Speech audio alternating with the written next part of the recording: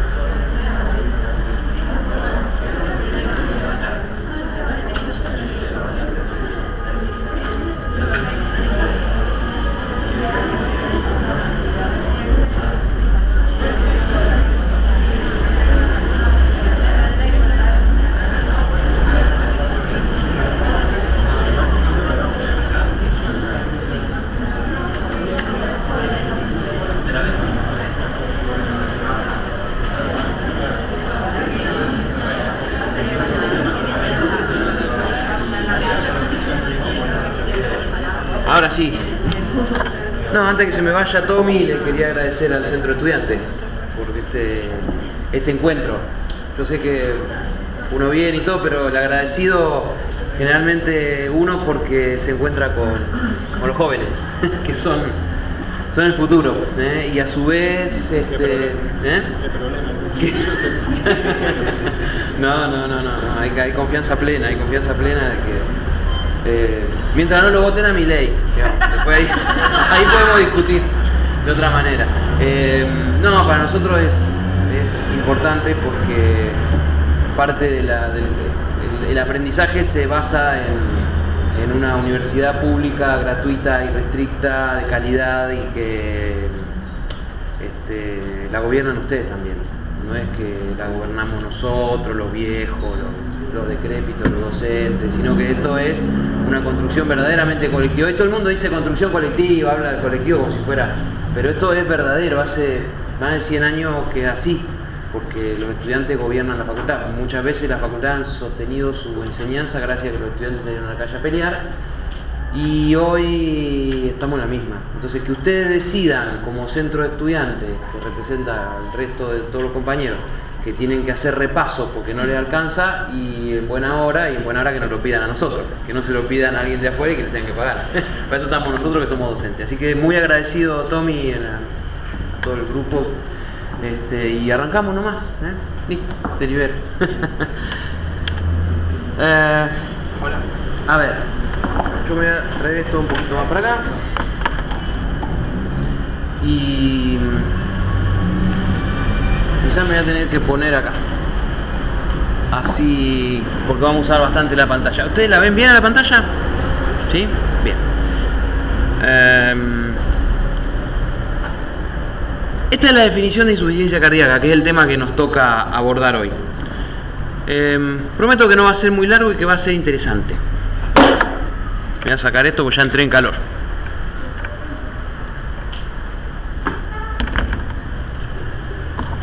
Cuadro fisiopatológico en el cual el deterioro de la función cardíaca no permite mantener una circulación adecuada para los requerimientos metabólicos de los tejidos. Es una definición, nada, hay millones. Pero siempre en cada órgano tienen que pensar que la insuficiencia es la falla de la función de ese órgano. Entonces, las definiciones, fíjense qué simples son. El de riñón será cuadro fisiopatológico en el cual el deterioro de la función renal no permite mantener una adecuada excreción de tóxico y mantenimiento del balance hídrico, ¿me entienden? O sea, y en el de la insuficiencia hepática será cuadro fisiopatológico en el cual el deterioro de la función hepática no permite mantener una adecuada, bueno, y toda la función hepática, que encima son 1.000.000, pero bueno, una correcta función hepática de última. Cada órgano, ustedes aprendieron en fisiología cuál era su parámetro más importante de función y su función, y entonces saben qué es lo que se altera. Digo porque es más fácil de lo que uno piensa. Hay una discusión enorme entre los fisiopatólogos y los semiólogos. La fisiopatología es la ciencia que estudia cómo el fenómeno fisiológico se altera y lleva a la enfermedad, y la patología, y la semiología es la que investiga cómo descubrir esa enfermedad a través de lo que llama la atención, lo que está mal, lo que se puede percibir, lo que se puede ver, lo que se puede investigar con un estudio, o sea, síntomas y signos, y exámenes complementarios si lo quieren ampliar. Y siempre hay una pelea, porque la insuficiencia cardíaca, el semiólogo la define como un síndrome, y no está mal. O sea que yo podría haber puesto acá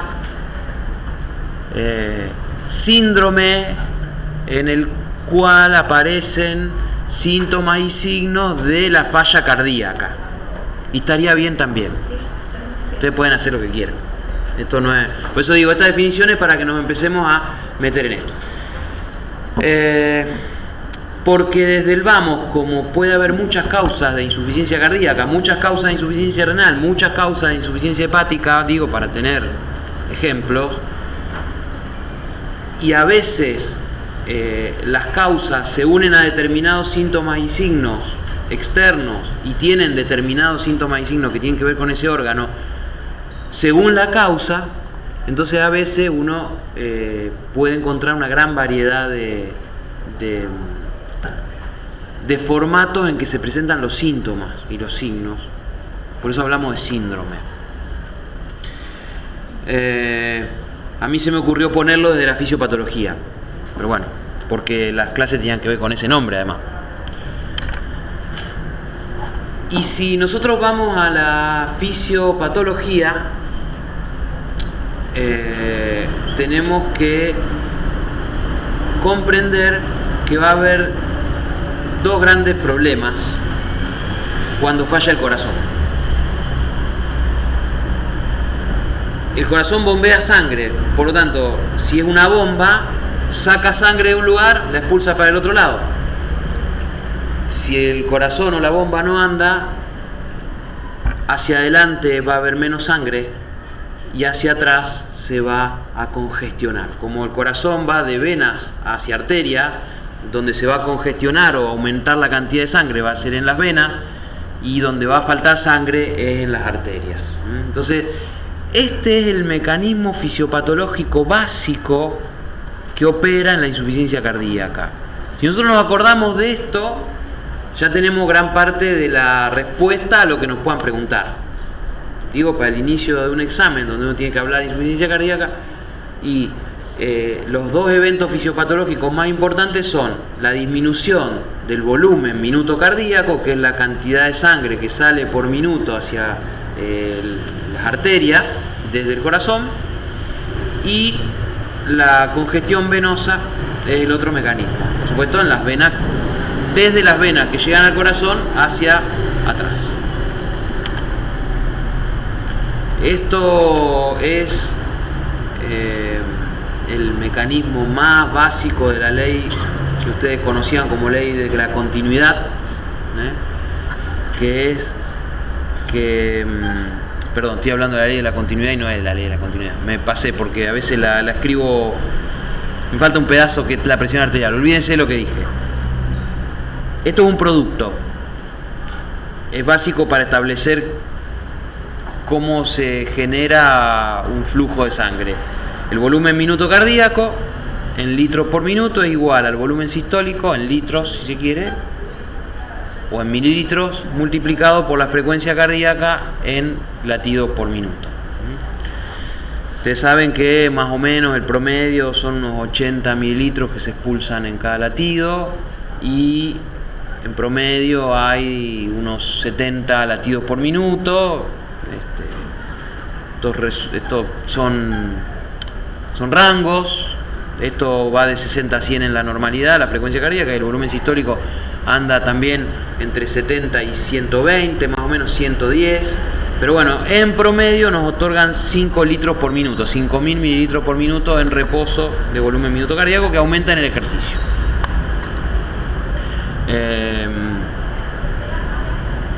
Lo digo ahora porque después me voy a olvidar. Una gran parte de los síntomas y signos de esta enfermedad muchas veces se demuestran en ejercicio, porque a veces son leves y no se alcanzan a notar en reposo, pero cuando ponemos a prueba el organismo, cuando el organismo necesita un bombeo mayor, ahí se notan. Lo mismo le pasa a un motor que anda mal. Lo tenemos regulando, lo usamos para la ciudad para hacer 2 o 3 pavadas, anda. Cuando lo ponemos en la ruta, no da.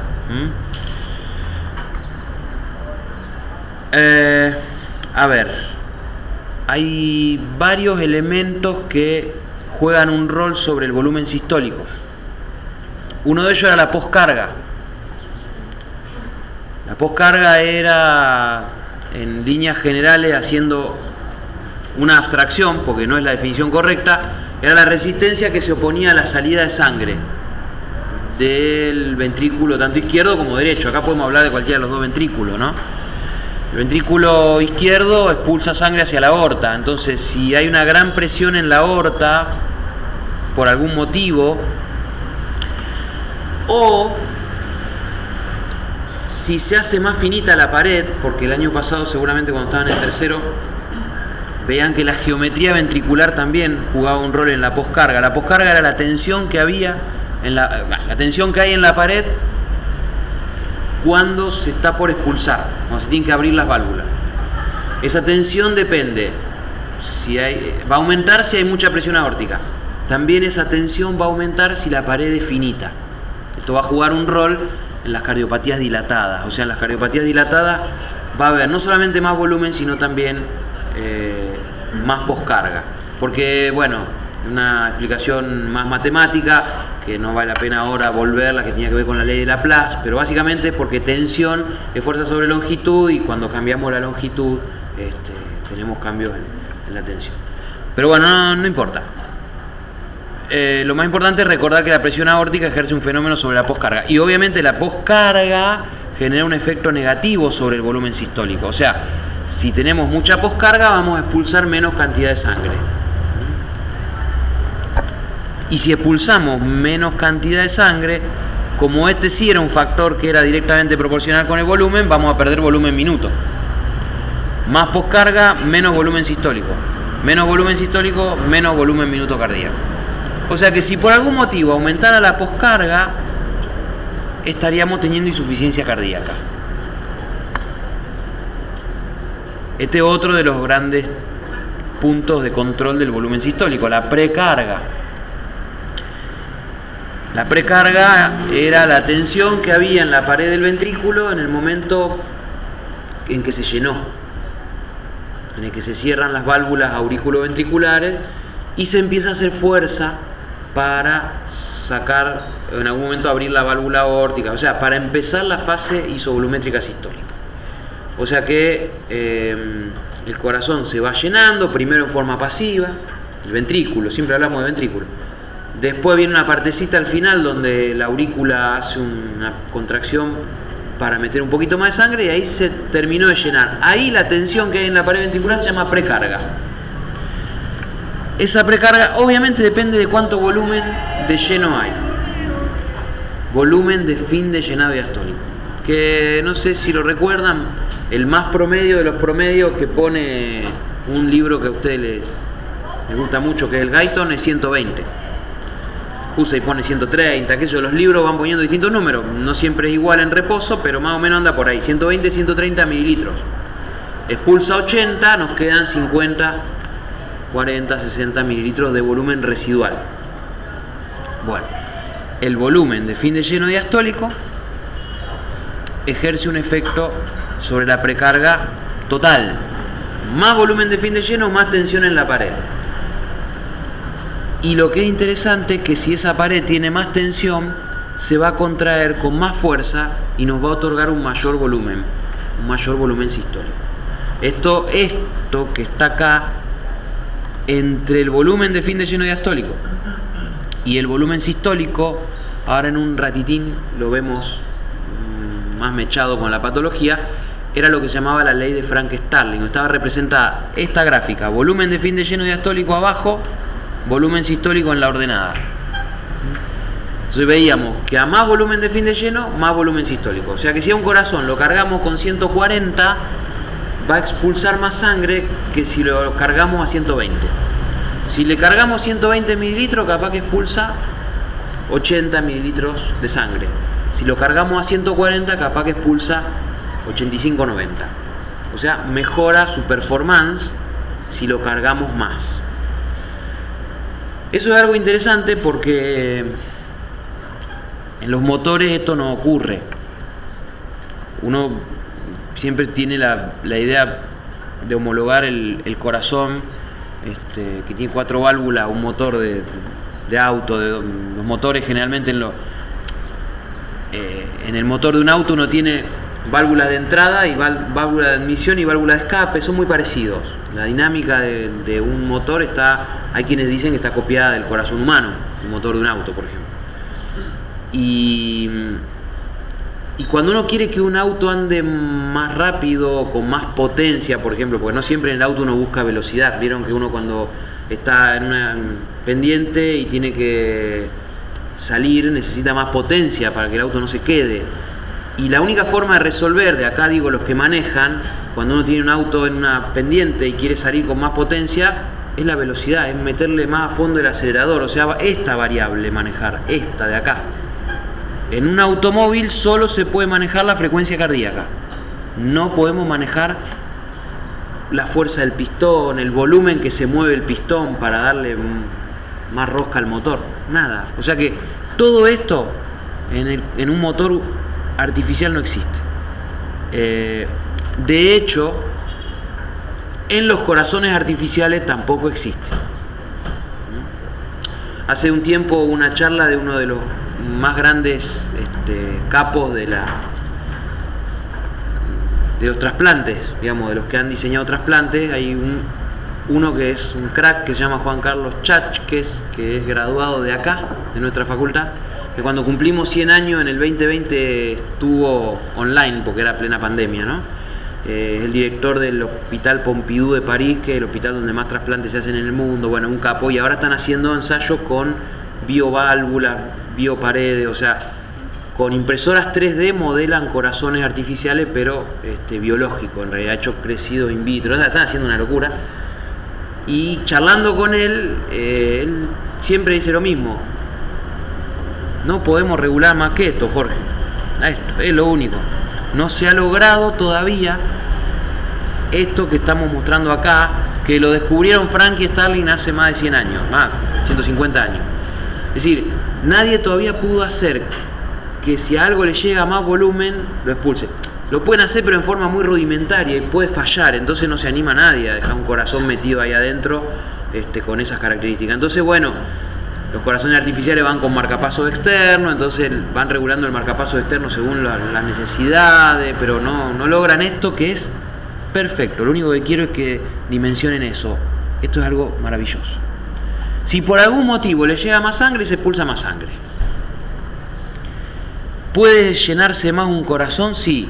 Puede llenarse si de repente se vuelve más distensible la pared, cosa que ocurre, y también ocurre de menos. Hay patologías hipertróficas, como lo que pasa después de mucho tiempo de presión arterial alta, donde la pared se vuelve más gruesa, donde la distensibilidad se pierde, y ahí se pierde volumen de fin de lleno, se pierde precarga, se pierde volumen sistólico y se pierde volumen minuto. La contracción de la aurícula también ayuda al volumen de fin de lleno. Si una aurícula no anda, por ejemplo en una enfermedad llamada fibrilación auricular, cae el volumen de fin de lleno, cae la precarga, cae el volumen sistólico y cae el volumen minuto, insuficiencia cardíaca. Obviamente ahora vamos a ir viendo todo esto en etapas, en cada enfermedad, pero se los voy contando ahora para que vayan entendiendo a dónde vamos. El retorno venoso es el punto más importante. Si no vuelve sangre por las venas, no hay volumen de fin de lleno diastólico, chau. Y tampoco hay volumen sistólico. ¿Por qué va a haber retorno venoso? Por la cantidad de líquido que tenga el organismo, la volemia, por las bombas osteomusculares y tóraco-abdominales, que son estas que al mover los músculos se mueve la vena, se contrae y se relaja la pared venosa, y eso hace que la sangre pueda volver con más facilidad. O sea que cuando caminamos retornamos más sangre porque nuestros músculos hacen fuerza contra las paredes venosas. El tono venoso, que es la cantidad, es el diámetro que tienen, la tendencia a cerrar que tienen las venas para que no se encharque la sangre ahí, porque las venas son muy débiles, entonces mientras más tensa esté la pared, mejor. Y obviamente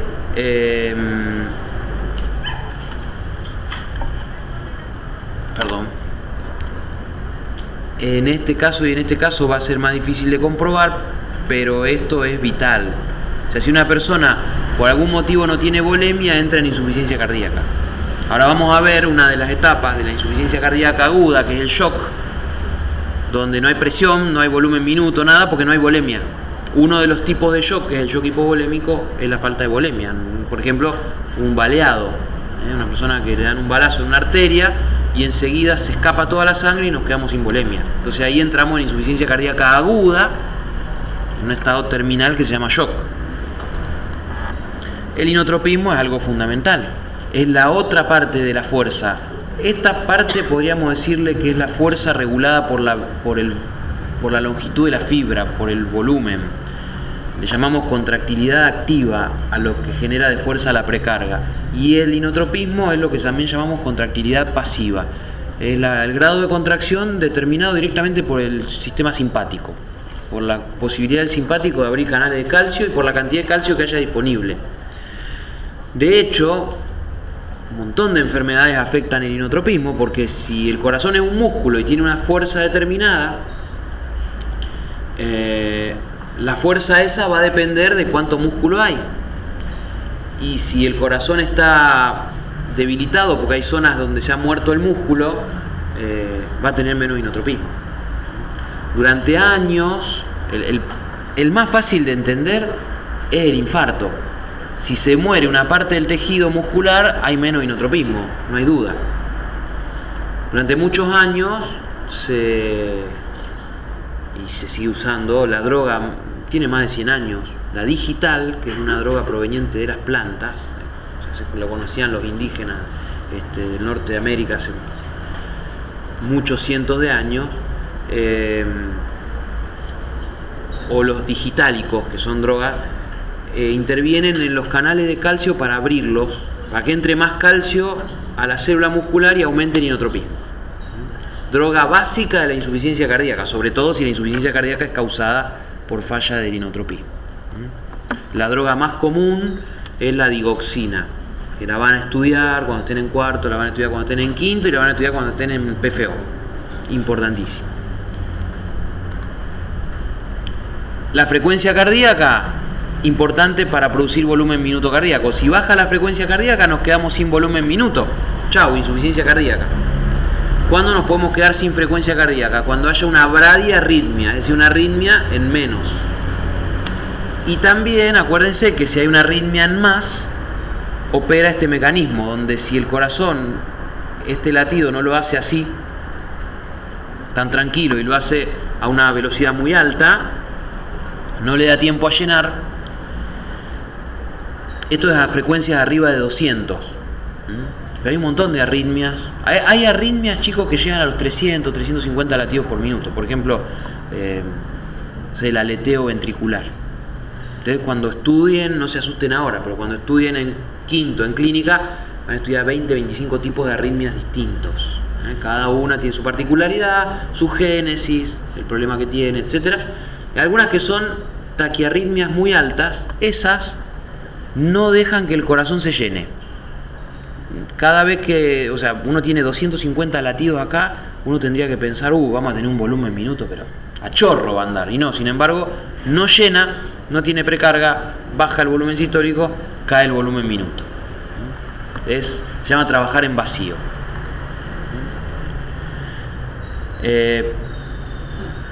Hay muchos más aspectos a entender desde la fisiología que no los vamos a recordar hoy. Acuérdense que es clave la acción del simpático acá, en el tono venoso, en la distensibilidad, en el inotropismo. Y si fallara el sistema nervioso simpático, tendríamos también falla. Es muy raro que falle el simpático, es muy raro. En general es un sistema que trabaja, tiene muchas válvulas de seguridad. Si no andan las neuronas, andará la médula suprarrenal y habrá adrenalina, etc. Pero también hay que recordar que el parasimpático hace un efecto negativo sobre la frecuencia cardíaca y a veces hay excesos de parasimpático, sobre todo en eventos llamados síncope. Muchas de ustedes, sobre todo mujeres, les habrá pasado en algún momento que se han desmayado, han tenido un síncope. Cuando tuvieron un síncope tuvieron una insuficiencia cardíaca transitoria, porque el parasimpático en exceso bajó la frecuencia cardíaca y eso bajó el volumen minuto, no le llegó sangre al cerebro y se desmayaron. Por supuesto eso se corrige cuando llegan al suelo, si es que llegan bien al suelo, por supuesto. Pero se corrige, claro, porque hay un problema, el problema del desmayo es ese, donde golpea. Pero si llegan bien al suelo, se corrige por una cuestión ortostática, pero es bastante común. Y bueno, acá tenemos los dos eventos fisiopatológicos que mencionábamos antes en relación con todo este cuadro, ¿no? Falla en el volumen minuto cardíaco o congestión venosa. Vamos a ir mechando aguda, crónica, izquierda, derecha, global, anterógrada, retrógrada, sobre todo estos dos elementos clasificatorios que son si es para adelante o para atrás o si es izquierda o derecha, van a tener un rol más cuando miremos los síntomas y signos en el síndrome. Y aguda y crónica va a tener más relación con la temporalidad. La mayoría de las insuficiencias cardíacas, por suerte, son crónicas. Y se van compensando, en cambio, y la aguda es la terminal, la que se ve en terapia, la que ocurre en pleno infarto, la que ocurre en una situación de shock, en un baleado, en un acuchillado, cuando perdió agua, en un deshidratado. Aguda es cuando se produce rápidamente, en minutos, ni siquiera hablamos de horas, esto es minutos. Y ya la crónica es aquella que se sostiene en el tiempo, que viene de antaño y que evoluciona, etc.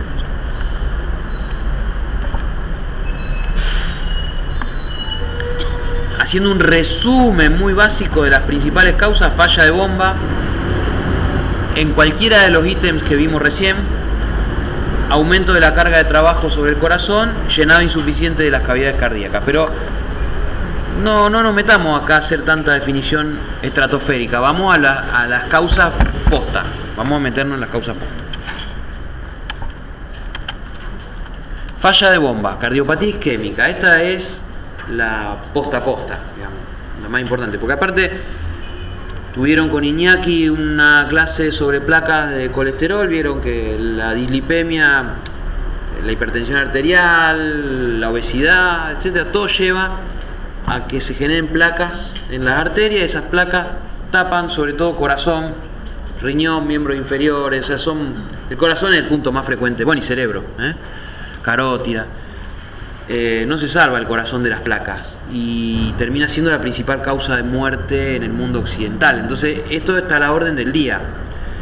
Quien ha tenido un infarto, si llegó a hacer una angina de pecho y lo agarraron a tiempo y le pusieron un stent y la zona quedó perfundida, no llegó al infarto, ahí no va a haber falla de bomba. Pero si llegó al infarto, va a haber falla de bomba. Hay gente que tiene suerte y le agarra un pequeño infarto en el septum, que no es una zona muy contráctil, chao, pasó, nadie se enteró. Pero la mayoría tiene en los lugares donde más requerimiento de sangre hay, que es el ventrículo izquierdo, sobre todo las zonas de la punta, del ápice.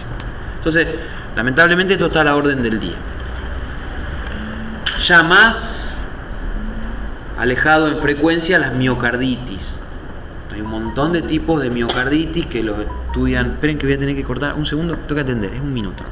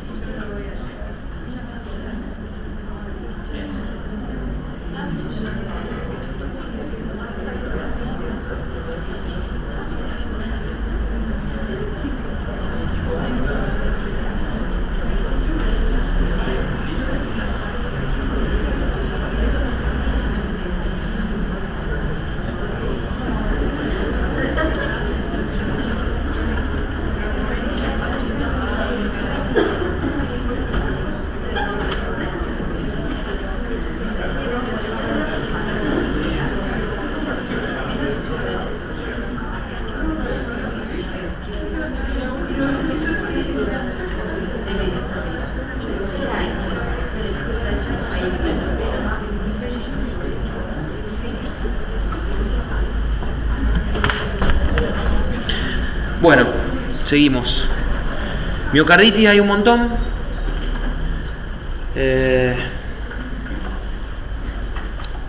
Hay autoinmunes. De las autoinmunes más comunes tienen que ver con infecciones, algunos gérmenes, algunas bacterias, algunos parásitos. Acá en Argentina tenemos una muy conocida que tiene que ver con un parásito que es el Trypanosoma cruzi, que produce la enfermedad de Chagas, pero nada que ver la frecuencia de la miocarditis con la cardiopatía isquémica. Hay miocarditis que tienen que ver con determinados elementos del entorno tóxico que entran al organismo. Bueno, hay un montón. Miocardiopatía es un término más global, pero la mayoría de las miocardiopatías tienen miocarditis. Esta disquisición se las dejo más para anatomía patológica, pero miocarditis, o sea, todas las miocardiopatías donde hay inflamación son miocarditis. Patía es enfermedad, itis es inflamación. A ver, hace más de 30, 40, 50, 100 años se hablaba mucho de las miocardiopatías porque había algunas que eran muy inflamatorias y otras no tanto, pero todo el mundo pensaba en la medicina que no. Hoy día es más difícil separar estos términos porque prácticamente casi todo tiene inflamación. O sea, la inflamación es una respuesta tan general y a veces uno la observa igual. Uno dice, bueno, una enfermedad por depósito de amiloide, una amiloidosis, no tiene inflamación, y después cuando uno va y busca bien y con marcadores, etcétera, encuentra que hay inflamación. Entonces antes capaz que estaba dentro del rango de las miocardiopatías, no se la ponía como inflamatoria. Hoy separar estos dos términos es mucho más difícil. Hay fallas de bomba metabólicas.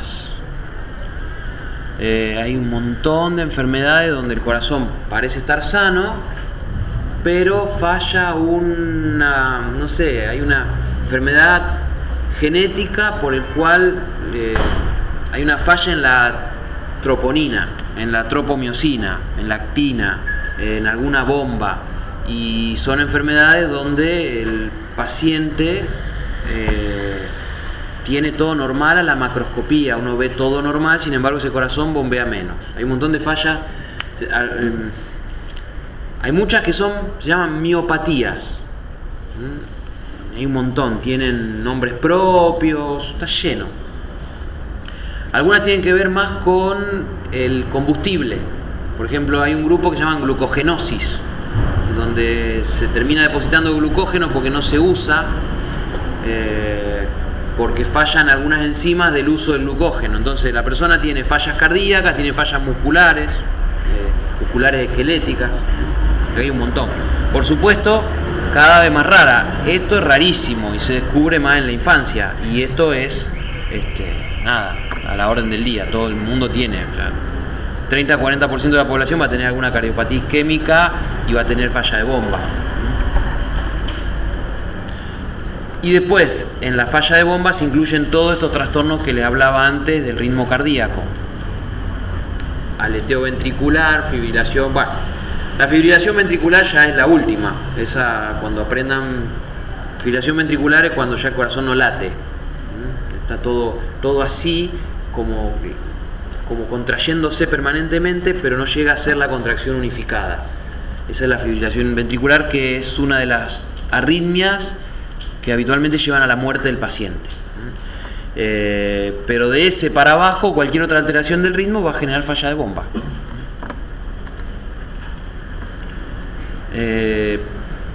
Esto ya lo saben, ya lo vieron, listo. Acá tienen una placa en una coronaria y obviamente la necrosis de coagulación típica de la cardiopatía isquémica, que ya la vieron en Injuria. Y obviamente parece una pavada, y este dibujito tonto, pero no. El dibujito tonto muestra una zona más sombreada, que no sé si ustedes la alcanzan a ver. Yo la veo bien, sí, más o menos, por ahí. que sería el área que afectó esto. O sea, porque la afectación es chiquitita, pero esta arteria llegaba a toda esta zona. Entonces capaz que nos quedamos sin un cuarto de ventrículo izquierdo. ¿Cómo nos va a fallar la bomba si nos quedamos con 3/4 del ventrículo izquierdo? Miren, Maradona en los años 90 tuvo un infarto. Y como él tenía, el infarto era tremendo, le afectaba a una persona normal como todos nosotros y nos hubiéramos muerto de una insuficiencia cardíaca en pocos días si no nos trasplantaban. Y él, como tenía un corazón grande de deportista, muy grandote, eran todavía épocas donde estaba mejor, se salvó. Después siguió jugando y todo, pero era porque tenía un super corazón grandote. Pero el área afectada era como del 60%. Entonces yo ya estudiaba medicina, no me acuerdo, en el año 96, la verdad no me puedo acordar, estoy ahora muy confuso. Yo ya estudiaba cardiología, en esa época se estudiaba por materias, y justo tocó entonces el profesor nos decía, no se salva. El profesor de cardiología de esa época nos decía a todos los alumnos, como acá, no se va a salvar. El tipo se salvó, pero lo lógico era con un 60% del ventrículo izquierdo afectado que no se iba a salvar. Porque iba... Y después siguió jugando, después vino a Newell's y después siguió después se fue al Medio Oriente, sí, jugaba un poquito, bueno, no mucho, pero hacía unos pases, pero bien. Pero después tenía un corazón grande. Sí, después, bueno, cada vez entró más en la droga, bueno, pasó todo lo que conocen ustedes, ¿no? Pero bueno, acá tienen diferentes ejemplos de miocarditis.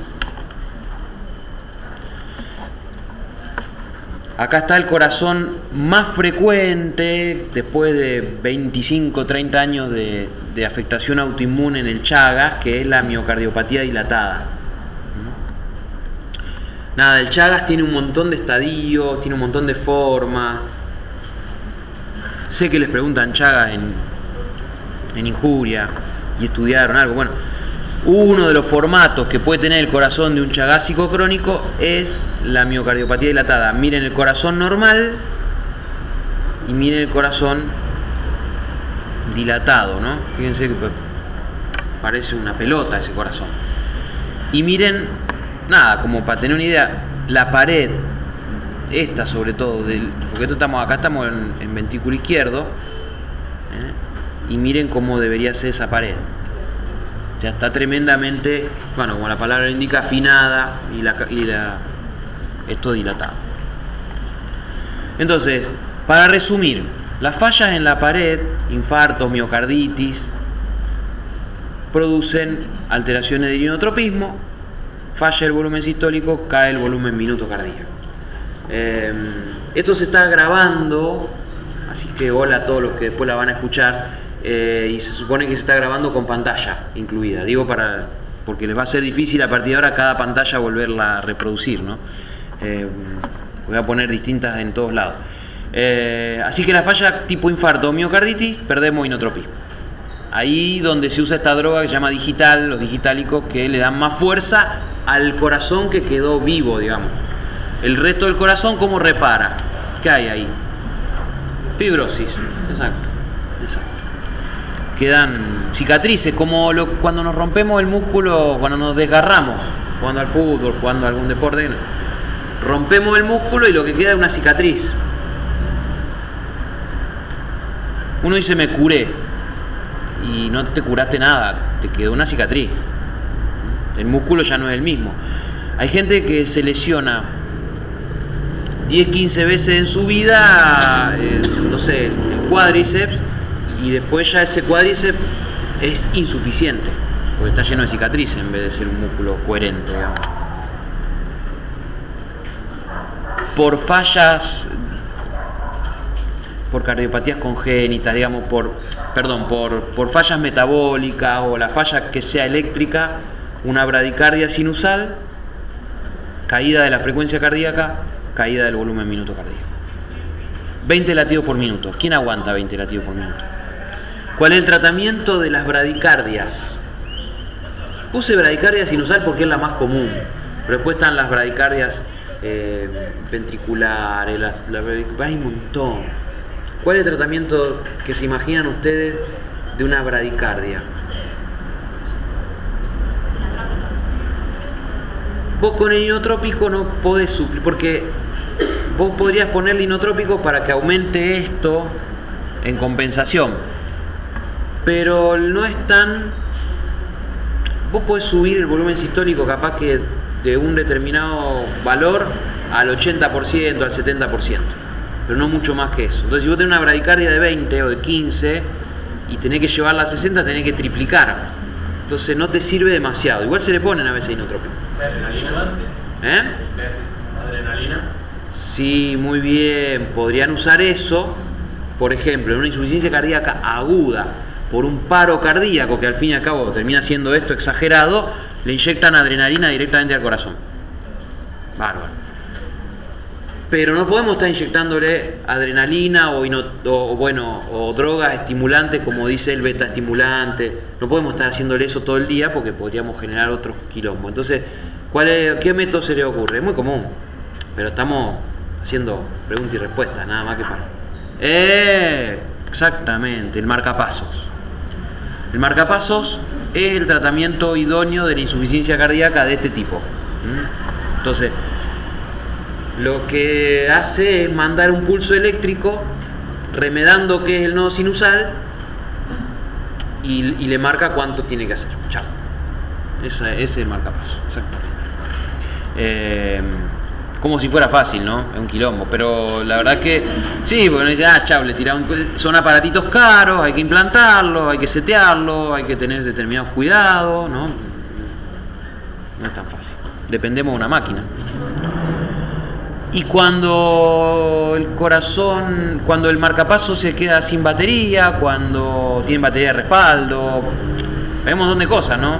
Si el paciente se empieza a desmayar de vuelta, tiene que ir urgente a corregirse el marcapasos. No es fácil, pero fue una revolución el marcapasos para la cardiología. Y las otras son las arritmias que yo les decía aumentadas, ¿no? Las taquiarritmias. La taquiarritmia supraventricular es una de las más suaves de todas, pero puede ser letal si va a mucha velocidad. Hacen que caiga el volumen de fin de lleno, cae la precarga, cae el volumen sistólico y cae el volumen minuto cardíaco.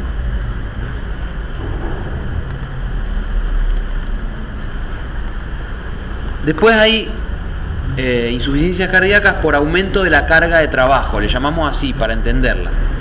Sobrecarga de presión o sobrecarga de volumen. La sobrecarga de presión sería el ejemplo que más tienen que retener.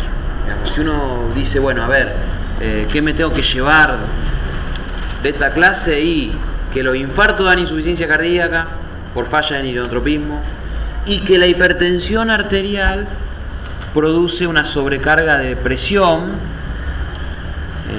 que bueno, al principio de todo nomás ya va generando cambio en la poscarga, como vimos, y falla en el volumen sistólico y en el volumen minuto, pero que con el tiempo, esta sería la otra, la hipertensión pulmonar, o la sistémica o la pulmonar. Hay enfermedades pulmonares que no vienen al caso ahora, pero que aumentan la presión en la arteria pulmonar y llevan a lo mismo, pero en el ventrículo derecho. Ya podemos empezar a identificar patologías que alteran el ventrículo izquierdo y patologías que alteran el ventrículo derecho. La hipertensión sistémica altera el ventrículo izquierdo y es la que vimos la semana pasada, no la otra. Hablamos sobre esta hipertensión, la esencial o la causada por alguna enfermedad. La hipertensión pulmonar afecta el ventrículo derecho.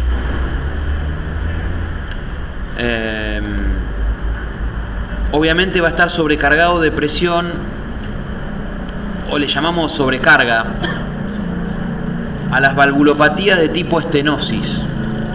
Ahora podemos mostrar alguna imagen, pero imagínense que es el fantasma de todo lo que han pasado por acá hace cientos de años. Está expresándose, dejémoslo. Las valvulopatías pueden ser de válvulas rígidas o de válvulas débiles, o incluso rupturas de válvulas. Cuando la válvula está rígida, por ejemplo, en una calcificación o después de alguna enfermedad que haya dejado mucha cicatriz en todo el sistema valvular, terminamos teniendo este término que se llama estenosis, una válvula que está cerrada, cuesta abrir. Entonces, si tenemos una estenosis aórtica, vamos a tener lo mismo que si tenemos hipertensión, nada más que capaz que la presión está normal. El corazón aprieta, la válvula aórtica se debería abrir y no se abre. Entonces hace mucha fuerza contra una válvula que no se abre. Y si tenemos una estenosis pulmonar, lo mismo, va a costar largar la sangre hacia la arteria pulmonar. Después las estenosis de la mitral y la tricuspidia no generan esta sobrecarga de presión, sino que al revés. Lo vamos a ver ahora dentro de un ítem donde hay deficiencia de llenado. Pero todo, sea llenado de más, llenado de menos, sobrecarga de presión, todo termina jodiendo al corazón. Es un relojito, verdaderamente.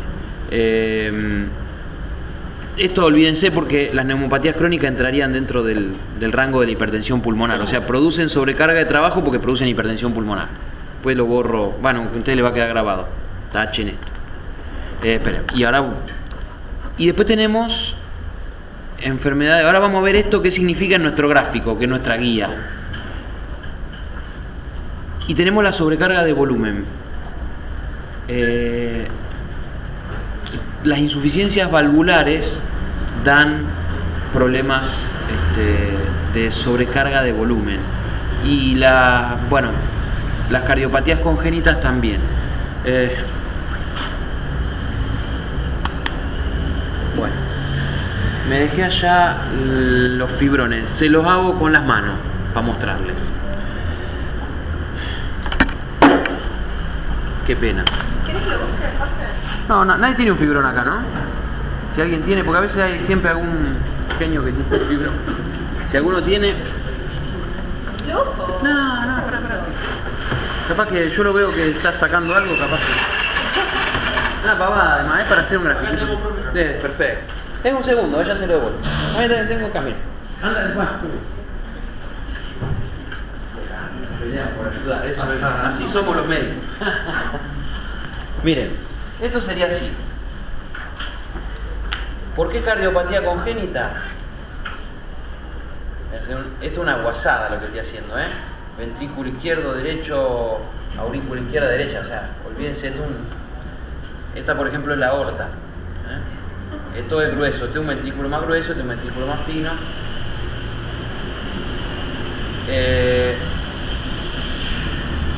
Esta es la válvula auriculoventricular izquierda, acá estaría la auriculoventricular derecha, acá estaría la válvula aórtica y acá de este lado la pulmonar. La cardiopatía congénita más común es esta. La comunicación interventricular. Un quilombo, porque esto de hecho funciona así en el feto. Cuando nacemos se tiene que cerrar. De hecho, un par de horas, días, inclusive a veces en algunos chicos, hasta que están en el medio ambiente externo, tarda esto en cerrar. Eso genera un quilombo de volumen. La mayoría de las veces una sobrecarga. Porque a este ventrículo izquierdo, cuando el corazón se contrae, del ventrículo derecho le pasa sangre. A veces le pasa al revés, pero terminan quedando sangre en ambas cavidades que no termina saliendo por acá. Básicamente, si nosotros en una sístole se tienen que cerrar las aurículo-ventriculares primero, ¿se acuerdan? Después hacemos fuerza y esa fuerza hace que se abran las válvulas aórticas y la sangre salga por acá. Eso si acá tenemos cerrado.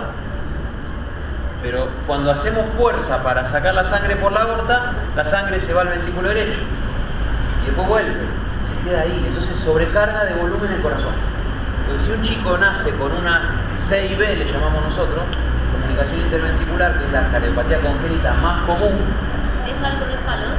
Bueno, la de Fallot tiene tiene 4 eventos, no me acuerdo cuáles son todos, pero uno es comunicación interventricular, pero también tiene estenosis de la pulmonar, no sé, tiene varias cosas. Esa es como la más compleja de las frecuentes. Pero casi todas las cardiopatías congénitas, nombre que sea, la mayoría tienen este agujero acá. Así que eso respecto a las cardiopatías congénitas, que serían una de las causas de sobrecarga de volumen. Por supuesto, esto se opera, hoy día no se lo deja así, ¿no? Y después, aún con un buen ventrículo, con una buena pared, un buen tabique, si las válvulas están abiertas, por ejemplo, si la insuficiencia es de insuficiencia valvular, hablamos, esta podría ser una válvula mitral perfecta, cierra bárbaro. Imagínensela así. Se rompió una parte, le agarró un estreptococo, se comió la válvula. Es muy común la enfermedad valvular por estreptococo. Y a partir de ahí, la sangre entra, porque esta válvula va a estar abierta y la sangre ingresa bien. Fase de llenado. Después viene la contracción isovolumétrica y después viene la eyección. El problema es que cuando estamos haciendo la contracción isovolumétrica, esta válvula aórtica está cerrada y la sangre se vuelve a ir a la aurícula. Y se empieza a acumular en la aurícula y después vuelve al ventrículo más sangre. Esto es latido tras latido, se va acumulando sangre. Llega un momento de equilibrio, pero igual siempre hay más sangre que la que debería estar. Y si la insuficiencia, si esta válvula está bien, por supuesto también puede pasar al lado derecho, depende de qué válvula le tocó en suerte, ¿no? A la persona. Y antes de que me olvide, si estamos en la mitral, hay un porcentaje de la población que nace con un poquito abierta la mitral también. El famoso prolapso de la válvula mitral. A mí yo tengo un soplo, pero me dijeron que no tengo nada. Algunos de ustedes, a ver, levante la mano, ¿quién de nacimiento tiene un soplo? Así le dijeron. Bueno, es un fenómeno, nunca me pasó. Nunca me pasó. Generalmente es como yo digo, ¿quién tiene asma de acá? Bueno, siempre todos algunos levantan la mano. Bueno, entonces porque no se lo han descubierto, pero algunos de ustedes tienen un pequeño soplito que es por un prolapso de la válvula mitral, porque la frecuencia es muy elevada. Casi el 5% de la población, 10%, es un montón, tiene el prolapso de la válvula mitral. Es una pavadita acá, chiquitita. Es tan pequeño el problema que no alcanza a ser clínicamente significativo. Entonces la persona no tiene insuficiencia cardíaca. Pero si fuese un poquito más grande, sí. Y después tenemos personas que tienen bien la mitral, pero tienen mal la aórtica. Entonces, si la aorta no cierra, ¿cuándo tiene que cerrar la aorta? Después de la expulsión. Entonces, expulsamos sangre, todo bárbaro, fantástico, se fue la sangre. Ahora tiene que cerrarse la válvula para que la sangre no vuelva al corazón y chao, la sangre vuelve porque está abierta. Entonces, se sobrecarga latido tras latido de volumen el ventrículo. A eso nos referimos con sobrecarga de volumen. Entonces, me lo dejo por las dudas, porque ahora es como un vicio el fibrón. Ya lo tengo.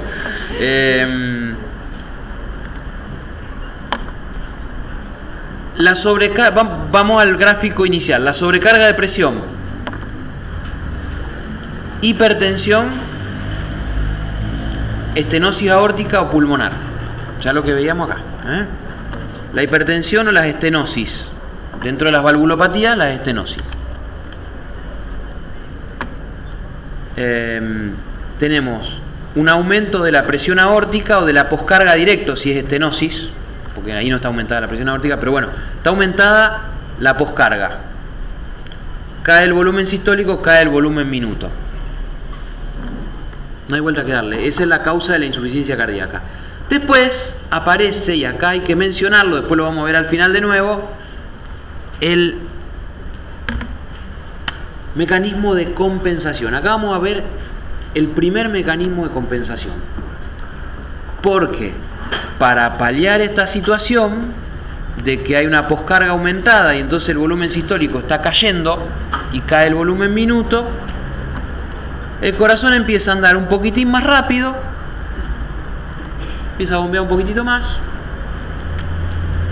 y al bombear más, hacer muchas veces, muchas repeticiones, hace como pasaba en el ejercicio, que si salíamos a correr muchas veces, como latía más rápido, aparece un segundo mecanismo de compensación. El primer mecanismo de compensación de una sobrecarga de presión, hay muchos, actúan todos en simultáneo, después los vamos a ver al final de la clase, en un ratito, en 15 minutos estamos viendo los mecanismos de compensación, pero en este caso puntual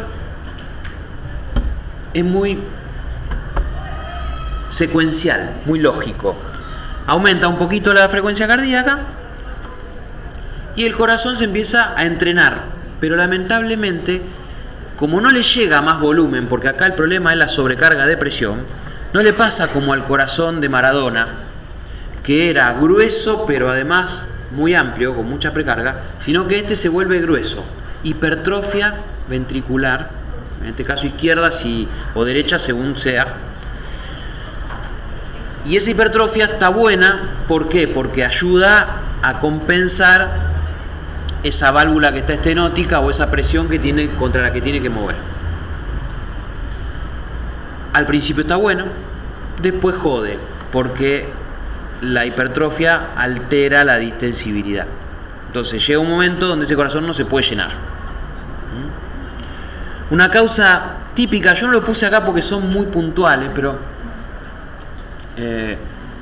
bueno, la vamos a ver dentro de un ratito. No. Bueno, no, se los cuento ahora. Vieron que está de moda usar anabólicos en los gimnasios, ¿no? Es por un examen que tengo que tomar 4:30, espérenme un segundito que atiendo. Sí, hola. Sí, él habla. Ah, ¿qué tal? No. Ah, sí, voy a estar. Sí, te confirmo. Sí, metele para adelante. No, vos sabés que no te llamé y me olvidé, pero voy a estar. Dale. No, perfecto, así que contámelo. Bueno. No, por favor, te dejo porque justo tiene una clase, pero está confirmado. Dale. Besos, chacho. Nos vemos, gracias. Chacho, gracias. Bueno, sigo, gente. Bueno, va a quedar grabado el llamado telefónico, todo, acá, a todo,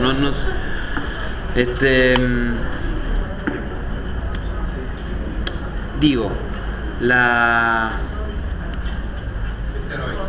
el consumo de esteroides hace que los músculos se agranden. Entonces la gente consume esteroides, entonces está perfecto. Pero el problema más grave es que también se produce una hipertrofia del ventrículo izquierdo y del ventrículo derecho. Entonces se altera la distensibilidad. Entonces la mayoría de las personas que ustedes ven con gran uso de esteroides, por supuesto está prohibido, pero en los gimnasios lo usan y le meten esteroides y le meten el verso de que eso está bien. En general el uso de esteroides termina, si uno ve una persona muy inflada muscularmente a nivel esquelético, eso mismo se refleja a nivel cardíaco, o sea que esa persona tiene una hipertrofia ventricular y por supuesto una insuficiencia cardíaca, que vamos a otro modelo. Encima acá queda todo grabado, espero que Stallone no me haga Schwarzenegger no me haga un juicio por hablar desde acá, pero si ustedes miran, googlean un poquito los titulares también de la década del 90, yo vengo siempre con ejemplos viejos, pero una gran patología que aquejaba y por la cual ya no podía firmar más Terminator y todas esas cosas, el gobernador de Florida, Arnold Schwarzenegger, tenía, desde haber consumido tantos anabólicos, tenía una insuficiencia cardíaca severa por el consumo de anabólicos.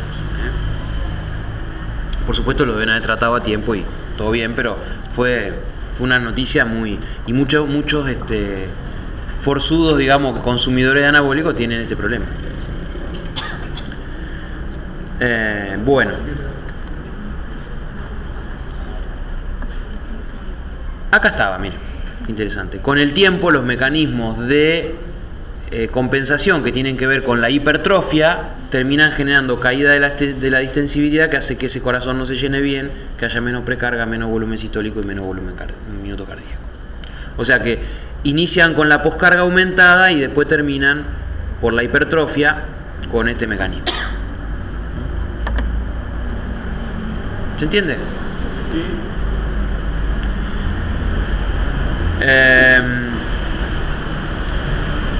avancemos primero con la sobrecarga de volumen. Hace un ratito veíamos ejemplos de sobrecarga de volumen. ¿Se acuerdan? Insuficiencias valvulares, cualquiera sea, aórtica o mitral, o las cardiopatías congénitas, estas que tienen agujeros no cerrados, como la comunicación interventricular. También hay comunicación interauricular, hay varias. Todas estas patologías donde aumenta el volumen, al principio el aumento de volumen es correspondido con un aumento del volumen sistólico y un mantenimiento del volumen mitocardíaco, pero si aumenta mucho, aparecemos de este lado de la curva de Frank-Starling. O sea que esto que yo estoy mostrando acá tiene que ver no con la normalidad fisiológica, donde ustedes aprendían que aumentar el volumen de fin de lleno diastólico llevaba a aumentar la precarga, aumentar el volumen sistólico, aumentar el volumen minuto, sino que acá al revés. Si nos pasamos de un volumen que en teoría anda por los 200 mililitros, ¿se acuerdan que el volumen de fin de lleno al principio lo definíamos como de 130 a 120 mililitros en una persona sana en reposo? En ejercicio aumenta, pero nunca en ejercicio aumenta más de 200. Si por una patología adentro de un ventrículo, cuando tenemos que expulsar, cuando tenemos que empezar a hacer fuerza, cuando termina el llenado, digámoslo de esa manera, tenemos más de 200, 250, 300, 350, son volúmenes donde sobrepasan este beneficio, esta cuestión de la precarga y su beneficio sobre el volumen sistólico. Entonces, a más de 200 mililitros, fíjense que empieza a caer el volumen sistólico. Entonces, esto por supuesto la curva sigue, ¿no? En fase descendiente. O sea que, si ya el aumento del volumen de fin de lleno diastólico es muy grande, vamos a perder precarga, perder volumen sistólico, perder volumen minuto.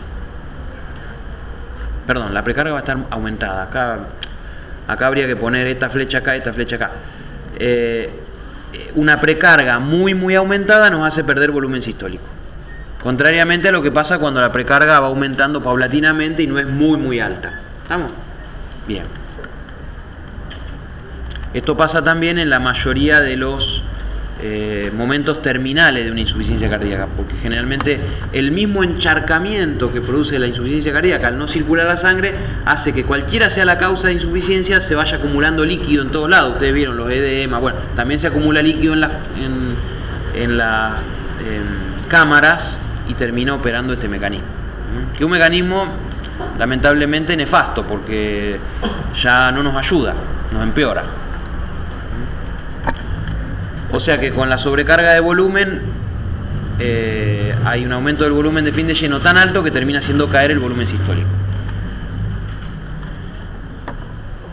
Cuando está estenosada la mitral, yo les contaba hace un ratito ahí en ese ejemplo que vimos en el pizarrón, que ahí le llega poca sangre al ventrículo. Ahí el mecanismo que opera es que no tenemos buena precarga, no tenemos buen volumen sistólico, no tenemos buen volumen minuto.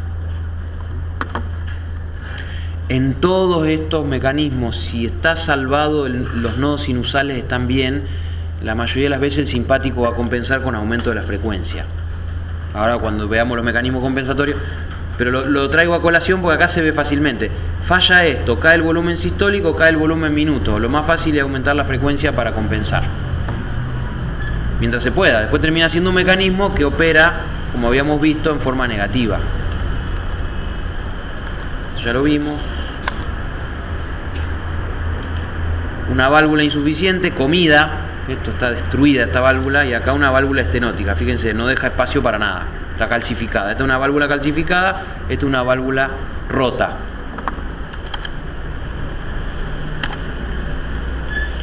Hay también llenados insuficientes por causas externas, por ejemplo el hemopericardio o el hidropericardio. El hidropericardio, por ejemplo, puede aparecer en una insuficiencia hepática. La insuficiencia hepática se caracteriza por edemas. En una desnutrición tenemos edemas. ¿Y dónde puede haber líquido? En las cavidades. Entonces, si hay líquido en una cavidad cardíaca, en un pericardio, hablamos de hidropericardio. Si hay sangre, por ejemplo, un cuchillazo, un balazo que no afectó demasiado al resto del corazón, pero logró penetrar o lacerar o lastimar el pericardio, se llena de sangre. A veces hay balazos o cuchillazos en el corazón que no alcanzan a matar a la persona y que relativamente tienen una apertura no muy grande, pero van llenando al pericardio de sangre por comunicación, como si fuera la comunicación interventricular que veíamos hace un rato, y se empieza a contraer el corazón, empieza a quedar contraído por una presión que le da la sangre que está afuera. Eso es el hemopericardio. Y la pericarditis constrictiva, que son una serie de enfermedades autoinmunes que tienen que ver con endurecimiento de tejidos. Hay varias, no se preocupen, no las van a ver ahora, pero las pericarditis, acá yo no soy experto, pero se ven adherencias de una pericarditis de larga data, llevan a lo mismo que veíamos recién acá. O sea, son otra de las causas de caída de volumen. Todo lo que afecta al pericardio, que no le deje llenar el corazón.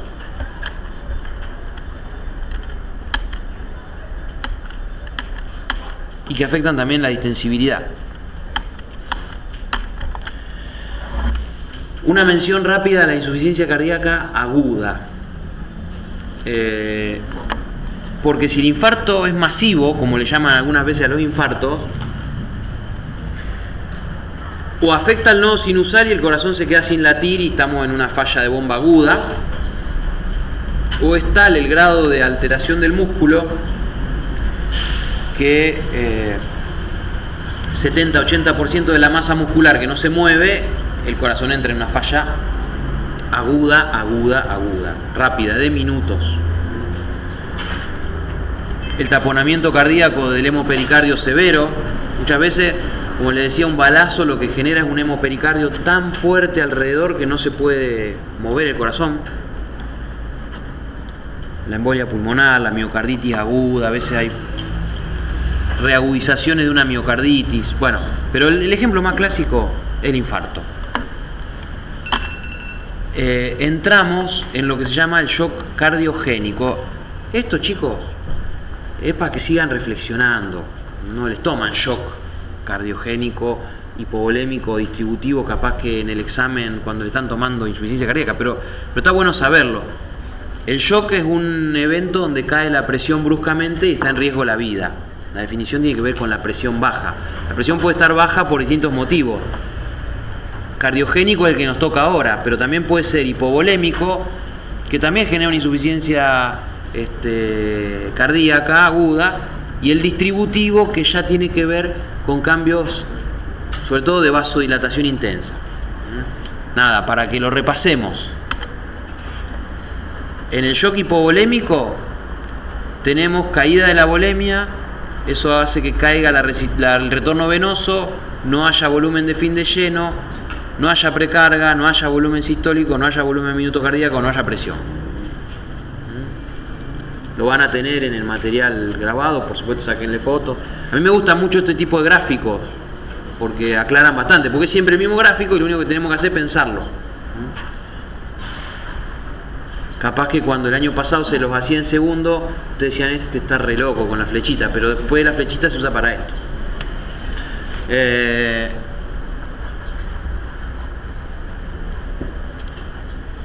Esto no importa, chicos. Estos son los parámetros que uno usa para evaluar el shock y darse cuenta si es hipovolémico. No importa.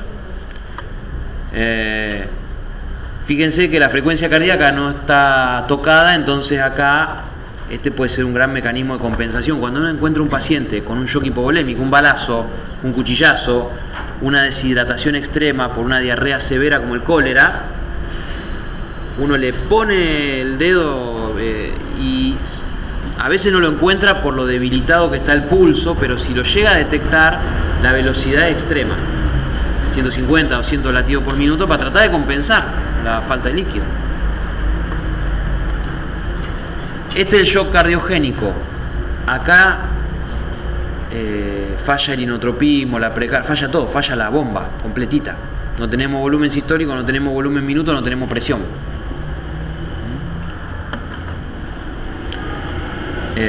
Esto, el shock hipovolémico y el shock cardiogénico, ambos producen insuficiencia cardíaca aguda.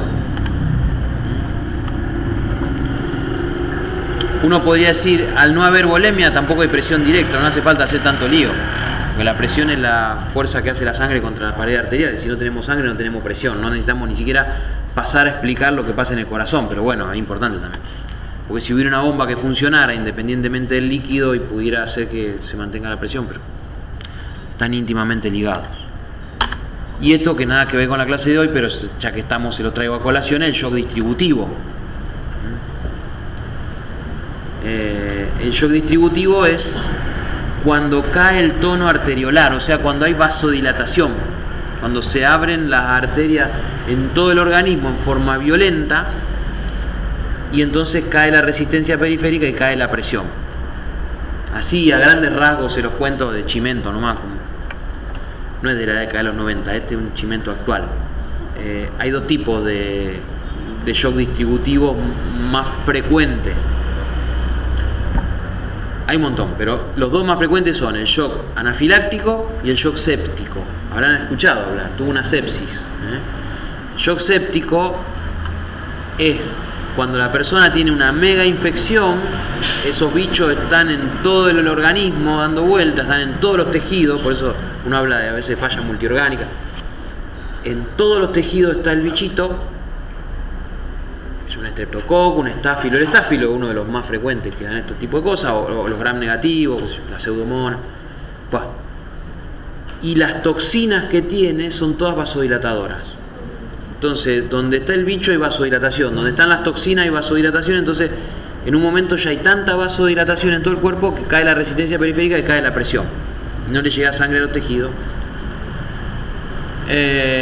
Y el otro shock es el anafiláctico, donde hay por una alergia severa, por ejemplo una picadura de insecto, un medicamento al cual la persona es alérgico, o un alimento, eso no sé, una persona alérgica al maní y come un maní y de repente las proteínas entran y en todos los mastocitos y basófilos del cuerpo se produce este fenómeno que ustedes veían de hipersensibilidad inmediata, que estudiaron al principio de defensa. Hipersensibilidad inmediata en la nariz da rinitis, en el bronquio da asma, en la piel da eczema, urticaria. Ahora, si le da en todo el cuerpo, se produce vasodilatación por inflamación en todo el organismo y se produce la caída del tono arterial, caída de la resistencia periférica. Entonces la persona, minutos después de haber ingerido el maní, si es alérgico al maní, se empieza a sentir débil. Se le puede hinchar la glotis, un montón de cosas, pero una de las cosas que le puede pasar es esto, el shock anafiláctico. Se empieza a sentir débil y se desmaya. Puede morir del shock distributivo o puede morir por un edema de glotis. Pero eso es la famosa anafilaxia. La insuficiencia cardíaca crónica son todas las que vimos antes. También la cardiopatía isquémica crónica, un tipo que va teniendo sus infartos y cada vez va teniendo más problemas en los músculos, las valvulopatías, la hipertensión arterial, etcétera, etcétera.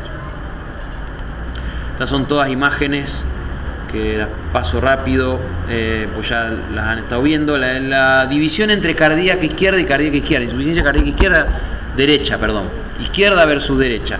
La hipertensión sistémica da una insuficiencia cardíaca izquierda. Las valvulopatías izquierdas dan insuficiencia cardíaca, adivinen qué, izquierdas. O sea, si es una valvulopatía mitral, la insuficiencia cardíaca está al lado izquierdo. Si es una valvulopatía tricupidea, va a ser del otro lado. La cardiopatía isquémica, si afecta al lado izquierdo, va a ser una insuficiencia cardíaca izquierda. Una enfermedad miocárdica de cualquier otro tipo, lo mismo. La derecha a veces proviene de una izquierda. La enfermedad pulmonar, lo que se llama el cor pulmonar, el EPOC y el asma crónica a muy elevado tiempo terminan produciendo hipertensión arterial pulmonar y eso lleva a la insuficiencia cardíaca derecha. Por supuesto, la valvulopatía pulmonar o tricúspide va a dar insuficiencia cardíaca derecha. Y la hipertensión secundaria a un tromboembolismo también da insuficiencia cardíaca. Todas por hipertensión de la arteria pulmonar, que termina dando sobrecarga de presión en el ventrículo derecho. Es más fácil que la izquierda, que empieza como izquierda, vaya progresando a una derecha muy rápido y se arme una insuficiencia global rápidamente. La derecha pasa más tiempo hasta que se complica con una izquierda. O sea, las que empiezan derecha tardan más en irse también a afectar el ventrículo izquierdo. Las izquierdas rápidamente afectan al derecho, pero en síntesis Imagínense que estamos hablando de cosas muy finas de la cardiología. Lo que a ustedes tienen que quedar es que, sea izquierda o derecha, es muy probable que algún día, si esto evoluciona, sea global, sea de los dos lados. Bueno, la congestión del lado de las venas hace que ya nos estamos metiendo en la explicación de los síntomas. Hacen que se ingurgiten los capilares en los pulmones, que haya edema en el espacio intersticial y luego en el alveolar. O sea, la sangre se estaciona, no puede pasar, empieza a salir agua, empieza a salir primero al intersticio, después se mete, por ejemplo, en el alvéolo. Esto si estamos en un lugar del lado izquierdo, por ejemplo, una cardiopatía izquierda, una insuficiencia cardíaca izquierda, las venas vienen del pulmón, entonces empieza a acumular sangre en el pulmón. Entonces tenemos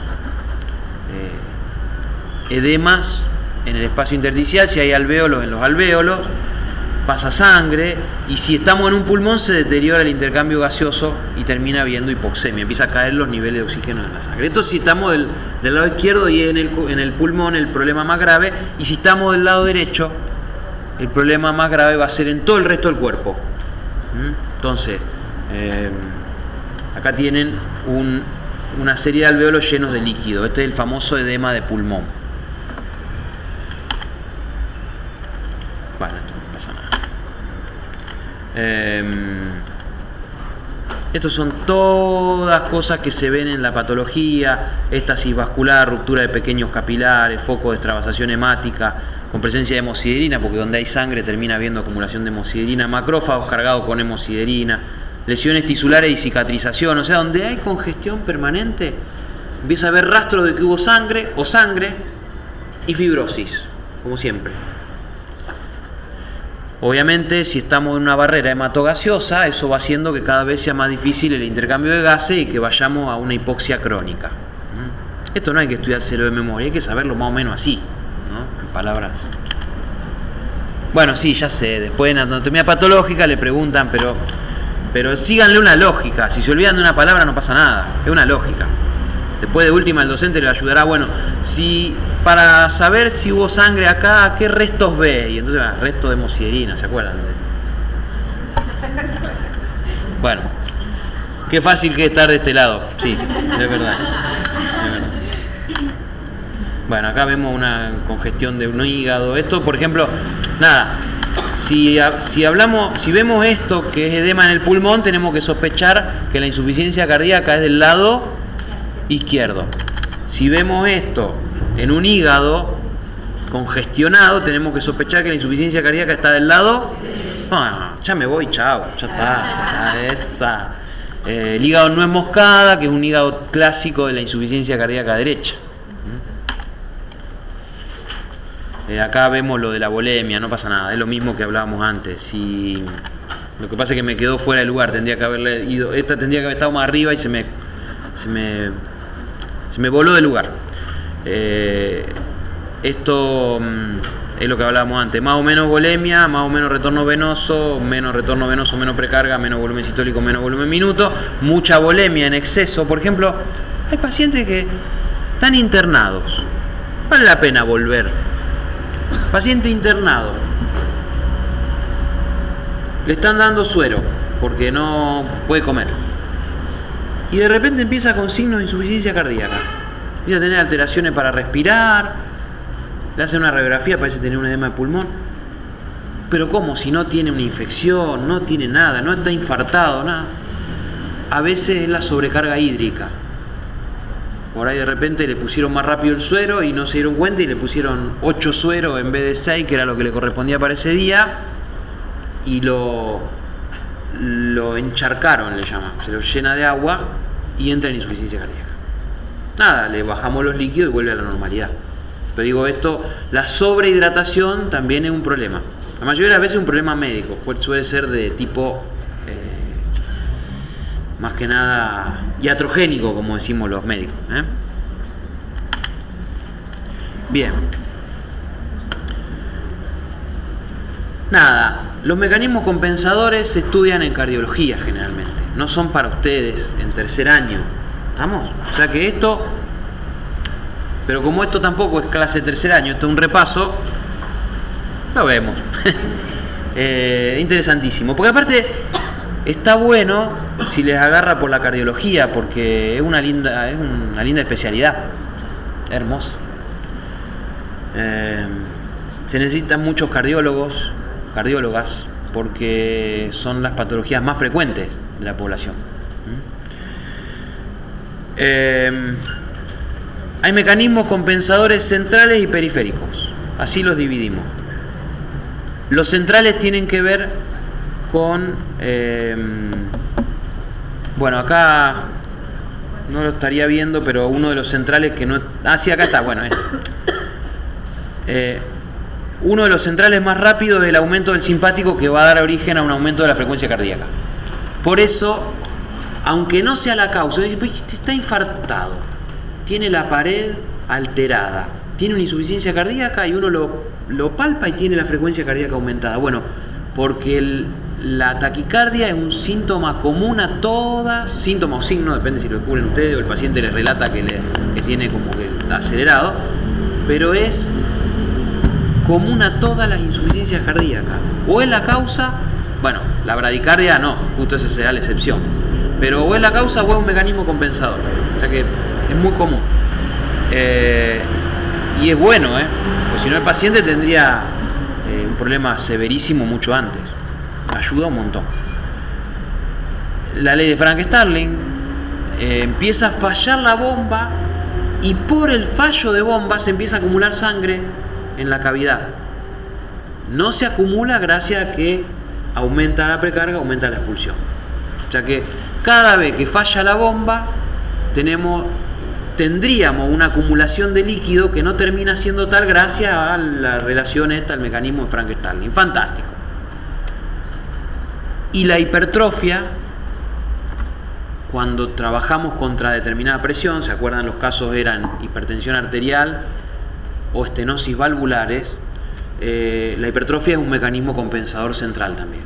Perfecto, buenísimo. Tenemos ahora un músculo más fuerte que me permite expulsar más sangre. Esto al principio es buenísimo, todos son buenísimos, con el tiempo terminan perjudicando. Si la cantidad de volumen a manejar ya es insoportable, el mecanismo Frank-Starling colapsa. Si la frecuencia cardíaca pasa a los 200, empezamos a tener problemas porque no podemos llenar. Y si tenemos una hipertrofia muy importante sin aumento de tamaño de la cavidad, no podemos llenarla, problema de distensibilidad, entramos en insuficiencia. O sea, muy bueno al principio, con el tiempo terminan perjudicando. Por eso los cardiólogos no estudian solo la etiología de la enfermedad, sino que tienen que ir estudiando en cada paciente cómo están afectando los mecanismos compensadores también. Es interesantísimo esto. Fantástico. Los mecanismos periféricos de compensación. El simpático no hace solo aumento de la frecuencia cardíaca, sino que también redistribuye el flujo y lo manda a los lugares más útiles en los momentos más críticos, ¿se acuerdan? Pero eso, lamentablemente, uno de los lugares que no le importa al simpático es la arteriola aferente renal, porque se supone que en estrés, se supone que nosotros estamos preparados para tener estrés un rato. Entonces nosotros vamos a salir corriendo un rato y se supone que después vamos a salir del evento, y en ese momento de estrés le mandamos menos sangre al riñón, pero se supone que después vamos a tener un momento donde le vamos a mandar sangre. Pero acá, si el simpático está todo el tiempo activado para compensar una insuficiencia cardíaca crónica, vamos a tener disminución del diámetro de la arteriola aferente renal, que va a llevar al aumento de renina-angiotensina, que va a llevar a retener agua y sodio, y que va a generar constricción. Retener agua y sodio básicamente es aumentar la precarga, es un fenómeno que se le llama hipervolemia renal, no importa, pero nos va a llenar de líquido, nos va a encharcar más, y eso va a hacer que opere, si se puede, el mecanismo de Frank-Starling, pero después se supera ese mecanismo, y el aumento de la poscarga lleva a obviamente una caída del volumen sistólico. O sea que básicamente estos mecanismos pueden ser útiles al principio, pero después van a terminar jodiendo. Entonces eso explica por qué a veces es súper importante darle un antihipertensivo como el enalapril a una persona que tiene insuficiencia cardíaca. que antes no se usaban y ahora se usan para que este mecanismo de la renina-angiotensina baje en un paciente cardíaco, y a veces el paciente mejora con solo ese evento, de alterar un mecanismo compensador. Es muy complejo, estoy flasheando ya con ustedes, pero ¿me van entendiendo? Sí. Si ustedes entienden, es fantástico. Y la clínica, como de esto ya es final de los finales, debido a la rémora sanguínea o debido al hipoflujo. Lo mismo que empezamos viendo al principio. Caída del volumen minuto, congestión venosa. Caída del volumen minuto, hipoflujo, congestión venosa. Acá es rémora sanguínea. A nivel pulmonar es si es del lado izquierdo, si es del lado derecho será en otro lado. Perdón, está mal escrito. Acá hay un montón de síntomas y signos tirados así, taca, taca, taca. Después los ordenamos en izquierdo y derecho. Pero acá por ahí están un poquito explicados. Nada más. La disnea tiene que ver con el agua en los pulmones. Puede ser desde grandes esfuerzos, cuando la insuficiencia cardíaca es pequeña, hasta de reposo. Si el paciente se agita hasta acostado, y la insuficiencia cardíaca es severa. Si el paciente se agita cuando camina, es una insuficiencia cardíaca más leve. Acuérdense también de que la insuficiencia cardíaca se va a poder ver en sujetos sanos pero ancianos. Una persona que llega a 80, 85 años tiene una insuficiencia cardíaca por la edad, aún teniendo todo normal, porque ya no le funciona igual el músculo que cuando tenía 15 años, 20. Otra cosa, también es un detalle. ¿Cómo hacemos para medir el volumen minuto cardíaco en una persona para decir que está en insuficiencia cardíaca? ¿Alguien sabe? Tampoco se lo van a tomar, capaz que sí, no sé, pero por las dudas. ¿Lo podemos ver? ¿Podemos medir? ¿Qué hacemos? ¿Le metemos un catéter hasta la aorta para medirle el volumen minuto? Que se podría hacer, porque de hecho metemos catéteres para un montón de cosas. Lo más común hoy es hacerle un ecodoppler. El ecodoppler muestra al corazón latiendo, cómo sale el volumen con colores. Entonces lo que puede hacer un ecografista es medir cuando está lleno y medir después que expulsó. Hace la división entre los dos y le da lo que se llama la fracción de eyección. O sea, la relación que hay entre el volumen de fin de lleno diastólico y el volumen sistólico. Entonces, por ejemplo, la fracción de eyección normal en todos ustedes siempre es mayor de 60, pero más que nada en ustedes debe ser mayor a 80. Anda por ahí. Porque es ese valor que yo les decía, 80, que es lo que expulsa, dividido 120, 130, que es lo que se llena. ¿Se acuerdan? Hagan 80 sobre 120, no me sale ahora en la cabeza, pero debe dar más o menos 75%. Esa es la fracción de eyección de ustedes, del Guyton, de nosotros los jóvenes. Yo ando por los 48 más o menos, por ahí. Cuando una persona tiene una insuficiencia cardíaca, lo que eyecta es menor en proporción a lo que se llena, y entonces capaz que tiene una fracción de eyección del 40%, del 30%, del 20%. Entonces uno dice, acá certifiqué la insuficiencia cardíaca, además de los síntomas y signos. La fracción de eyección por ecodoppler es el mecanismo más diagnóstico rápido que tenemos para población general. Después podemos hacer otros estudios. Ortopnea es la redistribución de líquido de las extremidades, y básicamente significa que es una disnea que mejora si nos sentamos en una determinada posición, sentados sin apoyar los pies, colgando sobre la cama, como dice el libro.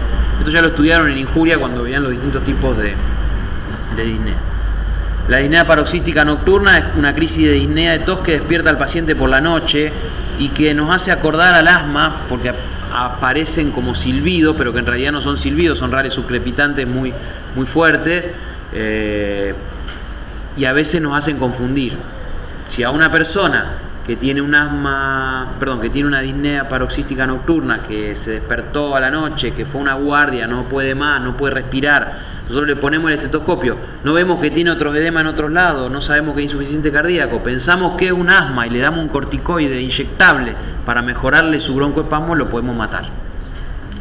Por eso siempre en cuarto, quinto, sexto año se le vuelve a explicar muchas veces al médico cómo tiene que hacer para distinguir estas dos cosas. Ahora no es para ustedes, pero por eso a veces hablan del asma cardíaco.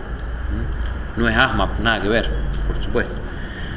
Ya el edema agudo de pulmón es el colmo de los colmos. La persona ya no puede respirar. De hecho, cuando una persona tiene edema agudo de pulmón, además de todas las medidas para el corazón, para darle a ese corazón más movilidad, inotrópico positivo, lo que sea, además también muchas veces hasta se le da morfina al paciente para que no sea tan duro el momento, el trance. Además de que la morfina ha demostrado que tiene algunas características que aumenta la salida de líquido del pulmón, etcétera. Pero el edema agudo de pulmón es un evento potencialmente mortal, es un estado terminal de la insuficiencia cardíaca, muy severo.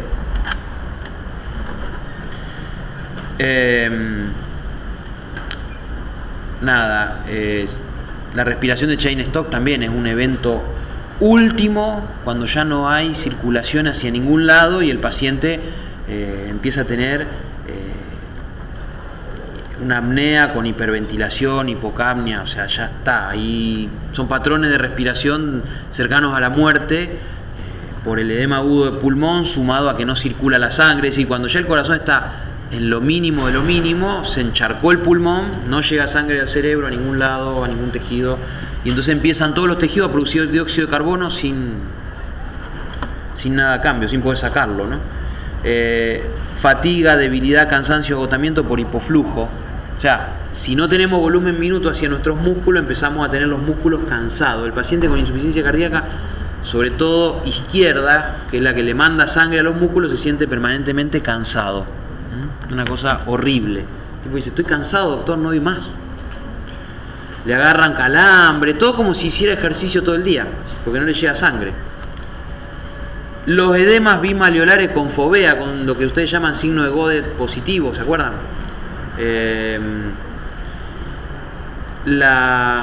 Yo tenía una foto, pero no apareció, o sea que debo haber traído una versión equivocada del Power. Pero bueno, la encuentran en todos los libros.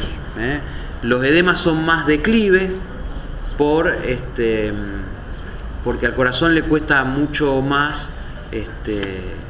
drenar una zona inferior, porque le cuesta mucho volver, sobre todo si estamos de pie. Cuando el paciente se acuesta se reabsorben los edemas y aparece la nicturia, que es una excesiva cantidad de orina durante la noche. Se reabsorben los edemas. Somnolencia, irritabilidad, deterioro cognitivo, síndrome confusional por hipoflujo cerebral. O sea, ya cuando estamos en estadios severos de insuficiencia cardíaca, los pacientes empiezan con esta tendencia, ¿no?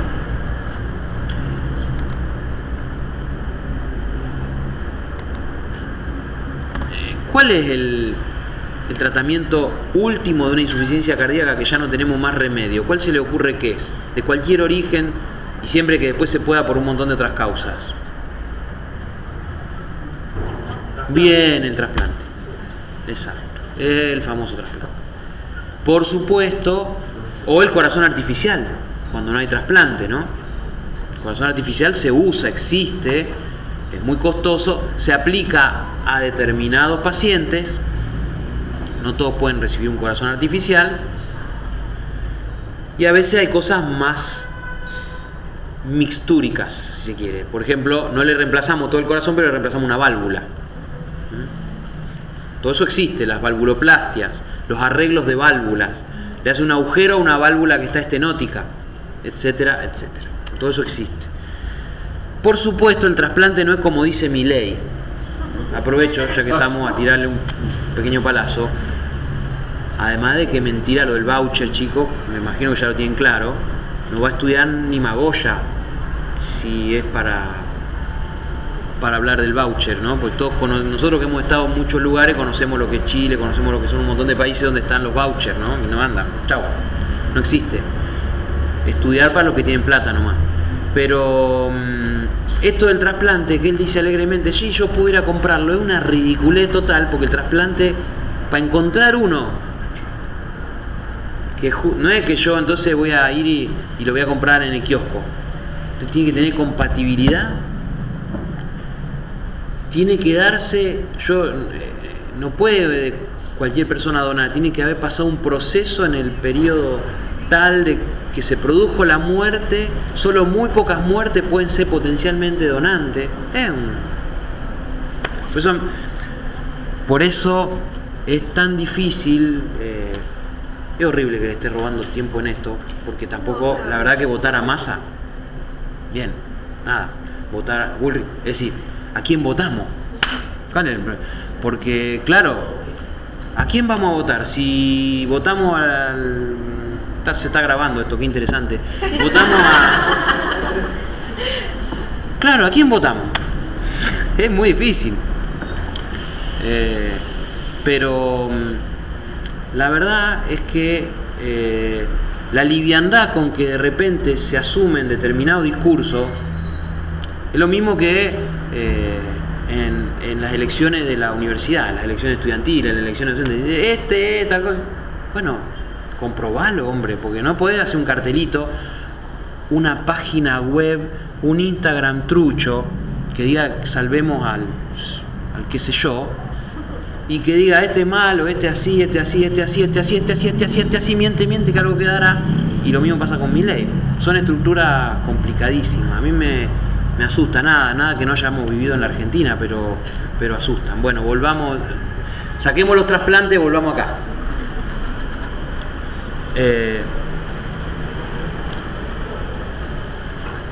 La clínica dividida en derecha e izquierda, pero ya termino, posta, en serio, esta es la última. En ambos hay taquicardia. Lo del ritmo de galope, déjenlo. Primero, segundo, tercer y cuarto ruido, taquicardia, o sea, todas esas cosas las van a ver en un paciente con insuficiencia cardíaca. Son, como les gusta decir a algunos médicos, patognomónicos, es decir, se ve.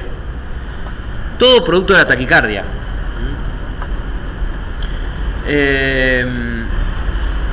Bueno, después, qué sé yo, el tercer ruido tiene que ver con cómo se contrae, cómo se llena, perdón.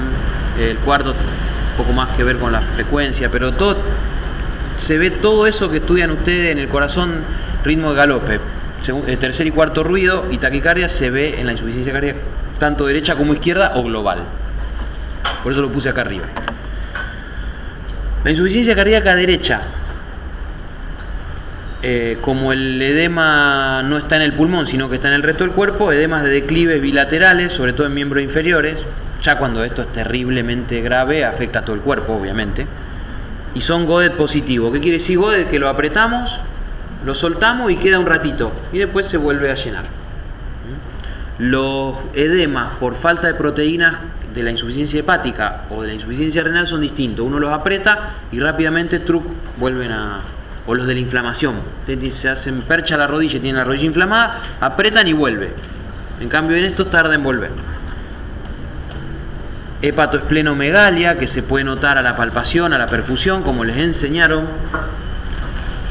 Ascitis, que es ya todo el cuerpo, todo el peritoneo lleno de líquido, y entonces tenemos parece obesidad, pero no es obesidad, también se lo enseñaron en semiología.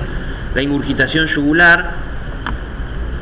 Obviamente todo esto va de la mano de que si el paciente está re mal, terminamos en lo que se llama anasarca, ascitis, hidropericardio, derrame pleural, edema por todos lados. Eso se llama anasarca. Reflejo hepatoyugular. O sea, ahí ven lo que ustedes normalmente casi no los ven. Acá van a ver una línea azul ahí en el cuello, tremendo.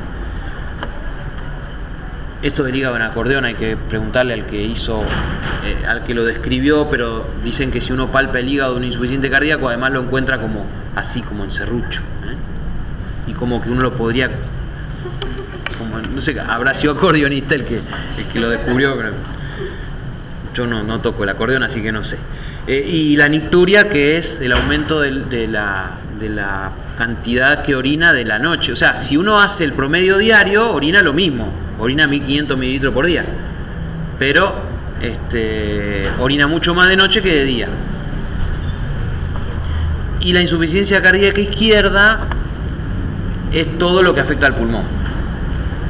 Disnea de esfuerzo, desde reposo allá la tos nocturna y el edema agudo de pulmón, que ya es lo máximo, lo terminal, con ortopnea, disnea paroxística nocturna, y la caída del volumen minuto cardíaco que lleva a hipotensión, oliguria, fatiga, shock, digestión lenta, síncope, todo lo que veíamos antes y algunas cositas más. O sea, falla el cerebro, el tipo está cansado, fallan los músculos, le duelen los músculos, tiene calambre, se siente agotado, empieza a fallar el riñón porque no le llega sangre al riñón, entonces entramos en insuficiencia renal aguda, prerrenal. Después creo que la que viene nos toca charlar de eso.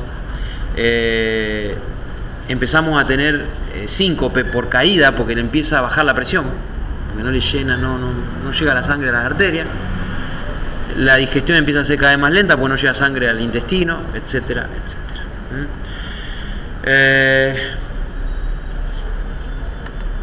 Se acabó. Yo creo que más o menos hicimos un pantallazo de todo lo máximo que podíamos hacer.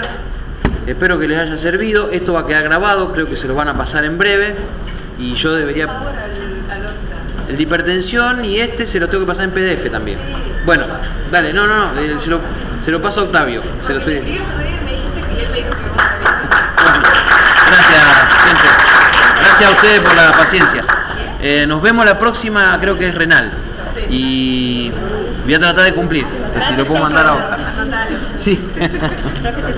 Sí, por supuesto. Espera que apago la grabación.